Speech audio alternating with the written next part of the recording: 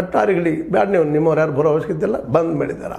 ಅದರಿಂದಲೇ ಪಾಕಿಸ್ತಾನದ ಪ್ರಜೆಗಳಿಗೆ ಸಾರ್ಕ್ ವೀಸಾ ಸೌಲಭ್ಯವನ್ನು ರದ್ದು ಮಾಡಿದ್ದಾರೆ. ಸಾರ್ಕ್ ವೀಸಾ ಇನ್ನಿಲ್ಲಪ್ಪ ನಿಮ್ಗೆ, ನೀವು ಪಾಕಿಸ್ತಾನಿಗಳು ಬರೋದು ಬೇಕಾಗಿಲ್ಲ.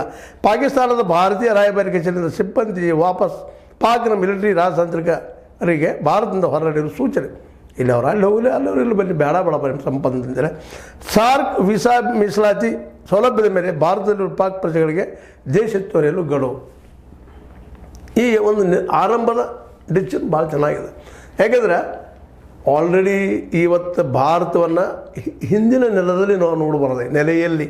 ಯಾಕಂತಂದ್ರೆ ಇವತ್ತು ಹೌದು, ಭಾರತ ಇವತ್ತು ಅಮೆರಿಕಾ, ರಷ್ಯಾ, ಚೀನಾ, ಇನ್ನುಳಿದ ಎಲ್ಲ ದೇಶಗಳು, ನೆರೆಹೊರೆ ರಾಷ್ಟ್ರಗಳಲ್ಲಿ ಸಹಿತ ಮೊದಲಿನ ಪ್ರಭಾವ ಇಲ್ಲ. ಆದರೂ ಇವತ್ತು ಭಾರತೀಯರಿಗೆಲ್ಲ ಅನಿವಾರ್ಯ ಆಗ್ತಾ ಇದೆ. ಯಾಕಂದರೆ ಮಾರ್ಕೆಟ್ನಿಂದಾಗಿ, ಟ್ರಂಪ್ನಿಂದಾಗಿ ಇವತ್ತು ವಿಶ್ವ ಹೊಸ ಯುದ್ಧಕ್ಕೆ ರೆಡಿ ಆಗ್ತದೆ, ವ್ಯಾಪಾರ ಯುದ್ಧ.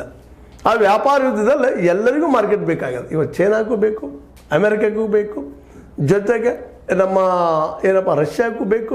ಇವರಿಗೆಲ್ಲ ಪ್ರಮುಖ ದೇಶಗಳು, ಇವೆಲ್ಲ ವಿಶ್ವವನ್ನು ಆಳುವಂಥ ದೇಶಗಳು. ಅವರಿಗೆಲ್ಲ ನಮ್ಮ ಭಾರತದ ಮಾರುಕಟ್ಟೆ ಬೇಕಿದೆ, ಕೊಳ್ಳುವವರು ಬೇಕಾಗಿದ್ದಾರೆ. ಅದಕ್ಕಾಗಿ ಇವತ್ತು ಭಾರತ ಹೊಸ ರೂಪದಲ್ಲಿ ಅರಳ್ತಾ ಇದೆ, ಬೆಳೀತಾ ಇದೆ.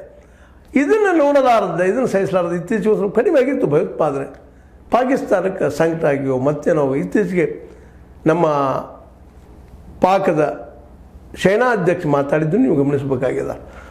ನಮಗೆ ಕಾಶ್ಮೀರ ಅತ್ಯಂತ ಮುಖ್ಯ, ನನ್ನ ನರು ಇದ್ದಂಗೆ ಅಂತೇಳಿ ಅದನ್ನು ಬಿಡಬಾರದು ಅನ್ನುವಂಥ ಪ್ರಚೋದನವನ್ನು ಮಾತಾಡಿದ್ದು ನಾವಿಲ್ಲಿ ಗಮನಿಸಬೇಕಾಗಿದೆ. ಯಾಕಪ್ಪ ಅಂತಂದ್ರೆ ಅಲ್ಲಿ ರಾಜಕಾರಣ ಇವತ್ತು ನಿಧಾನಕ್ಕೆ ಭಾರತದ ವಿರೋಧವಾಗಿ ಒಂದಿಷ್ಟು ಮಾತಾಡಿ ಹಿಂದಿನ ಮತ್ತೆ ಸವಲತ್ತುಗಳನ್ನು ಪಡ್ಕೋಬೇಕು ಅಮೆರಿಕೆಯಿಂದ, ಮತ್ತೊಂದರಿಂದ, ರಷ್ಯಾದಿಂದ, ಚೈನಾದಿಂದ ಅನ್ನುವಂಥದ್ದು. ಈಗಾಗಲೇ ಪಾಕಿಗೆ ಆದರೂ ಸಹ ಚೈನಾ ಮತ್ತು ಅದರ ಜೊತೆಗೆ ಅಮೆರಿಕ ಜೊತೆಗೆ ಒಳ್ಳೆಯ ಸಂಬಂಧಗಳಿದ್ದಾವೆ. ಹೀಗಾಗಿ ಇವತ್ತು ತನ್ನ ಆರ್ಥಿಕ ಬಲವನ್ನು ಹೆಚ್ಚು ಮಾಡ್ಕೊಳ್ಳೋ ಸಲುವಾಗಿ ಈ ದಾಳಿ ಮಾಡಿ ಇಲ್ಲಿಯ ವ್ಯಾಪಾರವನ್ನು, ಅಂದರೆ ಕಾಶ್ಮೀರದಲ್ಲಿ ವ್ಯಾಪಾರ ದಿನ ಚೆನ್ನಾಗಿ ಆಗ್ತಾಯಿದೆ. 2 ಕೋಟಿಗೂ ಮಿಕ್ಕ ಜನ ಪ್ರವಾಸಿಗರು ಪ್ರತಿಯೊಂದು ಬರ್ತಾ ಇದ್ದಾರೆ. ಅದೇ ಕಾಲಕ್ಕೆ ಇಲ್ಲೇ ಪ್ರವಾಸೋದ್ಯಮ ಸಂದರ್ಭದಲ್ಲಿ ನೋಡಿರಿ, 2021ರಾಗ 1,13,00,000 ಜನ ಬಂದಿದ್ದರು. ಅದ್ರಾಗ ವಿದೇಶದಿಂದ 1,650 ಜನ ಬಂದಿದ್ದರು. ಮುಂದೆ 2022ರಾಗ 1,89,00,000 ಜನ ಬಂದರು. 19,988 ವಿದೇಶಿಗರು ಬಂದಿದ್ದರು. ಮುಂದೆ 23ರಲ್ಲಿ 2.12 ಕೋಟಿ ಜನ ಬಂದಿದ್ದರು. ಅದರಲ್ಲಿ 55,327 ಜನ ವಿದೇಶಿಯರಿದ್ದರು.